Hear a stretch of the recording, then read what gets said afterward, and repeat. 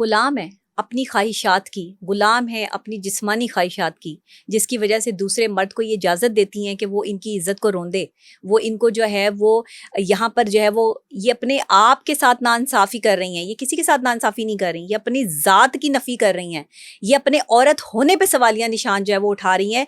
जो औरत किसी भी मर्द के साथ अपना जिस्मानी ताल्लुक रखने को अपना फ़ख्र समझ रही है, उसे अपना बॉयफ्रेंड कह के पुकार रही है, या उसके साथ जो है वो अपने गैर इज़्दिवाजी ताल्लुकात बगैर निकाह के रख रही है, तो आप यकीन करें कि वो औरत जो है वो अपने लिए जहन्नुम की आग खरीद रही है, कुछ नहीं खरीद रहे। आपको ये पता होना चाहिए कि गुनाह के लिए आप ऐसी जगह तलाश करें जहाँ पे खुदा ना हो। लोग ऐसी जगह तलाश करते हैं जहाँ पे कोई हमें देख ना रहा हो, कभी दूसरा इंसान ना हो।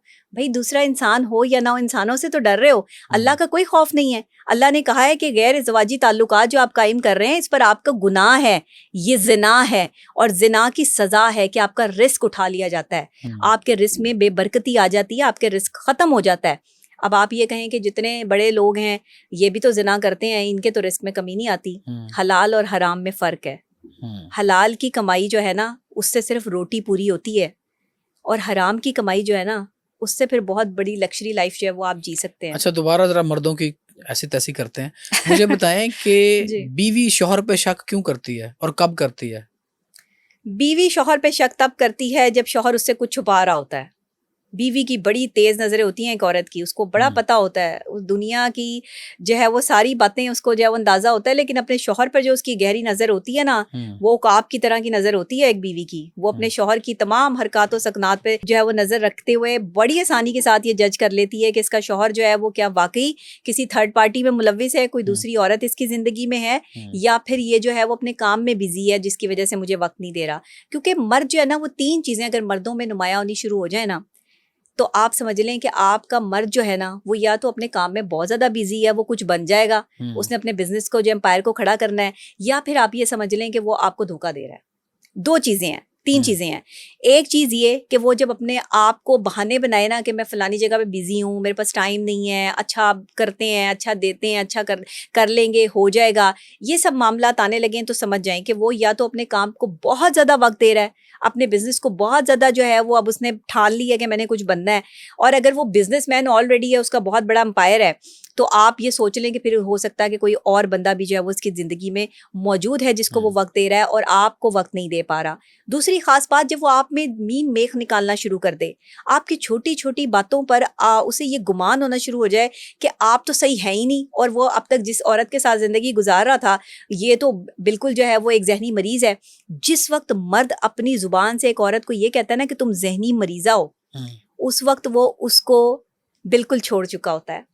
उसको वो जो मोहब्बत, एक चाहत वाला एलिमेंट उसके दिल में होता है ना, वो खत्म हो गया होता है। तो ये चीजें जो है ना वो मर्दों को नहीं कहनी चाहिए, औरतों को नहीं इस तरह की बातें जो है वो साइकोलॉजिकली उनको टॉर्चर करना चाहिए। तीसरी खास बात कि वो मर्द जो है ना वो जब बनना संवरना शुरू कर दे, अपने आप को बनाना संवारना शुरू कर दे। अब देखें बहुत सारे मर्द तो ऑफिस भी तैयार होके जाते हैं। अब ये नहीं है कि औरतें शक करना शुरू कर दें इस बात पे कि जी डॉक्टर नबीहा ने कह दिया था तो ये परफ्यूम लगा के किधर जा रहे हो, अच्छे कपड़े पहन के किधर जा रहे हो। देखें जिनकी तो रिक्वायरमेंट है, उन्होंने ऑफिस जाना है, उन्होंने तो तैयार होके ही जाना है भाई, उनको नहीं आप रोक सकते। लेकिन ऐसा मर्द जिसे आप ज्यादातर देखते हैं कि वो तैयार ही नहीं होता, वो अपने ऊपर जो है वो फोकस ही नहीं करता, वो बीवी के लिए जो है वो अपने आप को सजाता संवारता है, अचानक से तैयार होना शुरू हो जाए, उसके परफ्यूम्स भी आ जाएं, उसके अच्छे कपड़े भी आ जाएं, तो समझ ले दाल में कुछ काला है। नहीं तो डॉक्टर साहब आप कह रहे हैं कि अगर टाइम ना दे रहा हो, घर से बाहर हो, एक आदमी बेचारा अगर बहुत ज्यादा काम कर रहा है, 16-18 घंटे काम कर, नहीं मैं कुछ और मैं इस पूछ रहा हूँ कि बीवी पता कैसे लगाए कि ये वाकई मसरूफ है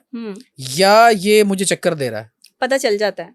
जो बंदा अपने काम में मसरूफ होता है, बीवियों को भी पता होता है। जो बंदा दूसरी खवातीन में मसरूफ होता है वो घर आके भी मोबाइल फोन में मसरूफ होता है, तो वो पता चल जाता है। ये बहुत आसान काम है। बीवियां तो मैं कहती हूँ बड़ी, आपकी एजेंसियां ऐसा काम नहीं करती जो आपकी बीवियों की एजेंसी काम करती है। ये तो फिर बीवी को बंदे को फिर पीर मान लेना चाहिए। तो ये तो पीर वाली क्वालिटीज हैं कि पीर को पता लग जाता है कि मेरा मुरीद मेरे पास जब आया बस ये देख लें तो ये कहाँ से आया और क्या करके आया। बस ये देख लें, बीवियों को पता होता है। ये अगर आप कहें ना कि खवातीन को पता नहीं होता, उन्हें सब पता होता है। लेकिन देखें बहुत ज्यादा भी आप किसी के ऊपर जो है वो शक करें या बहुत ज्यादा ही अपने शौहर को बेचारा करके भी भी कुछ ना आया और आप उसके ऊपर इंडोर्स कर दें कि भाई तुम जो है वो ये करके ही आए होगे, तुमने जो है वो इस तरह से मुझे टाइम नहीं दे रहे। शौहरों को भी तो चाहिए एक और ना सवाल कि टाइम दिया करें जो अपनी ये बीवियों को, मजाक ताकि नहीं शक है, ही क्रिएट ना ये हो। सीरियस सवाल है, जी मैं मजाक नहीं कर रहा, सीरियस। जी। क्या रन मुरीदी इख्तियार करनी चाहिए मर्द को? अच्छा, आपने इसीलिए कह दिया कि ये सीरियस सवाल है। जी जी। एक मर्द अगर अपनी माँ का फर्मा बरदार हो सकता है तो वो अपनी बीवी का फर्मा बरदार क्यों नहीं हो सकता? एक मर्द अगर अपने से बड़ों की इज्जत करने पे फर्मा बरदारी दिखा सकता है तो वो अपनी बीवी के साथ वफादार क्यों नहीं हो सकता? होना चाहिए, बीवी की बात माननी चाहिए, उसको बच्चों की तरह ट्रीट करना चाहिए।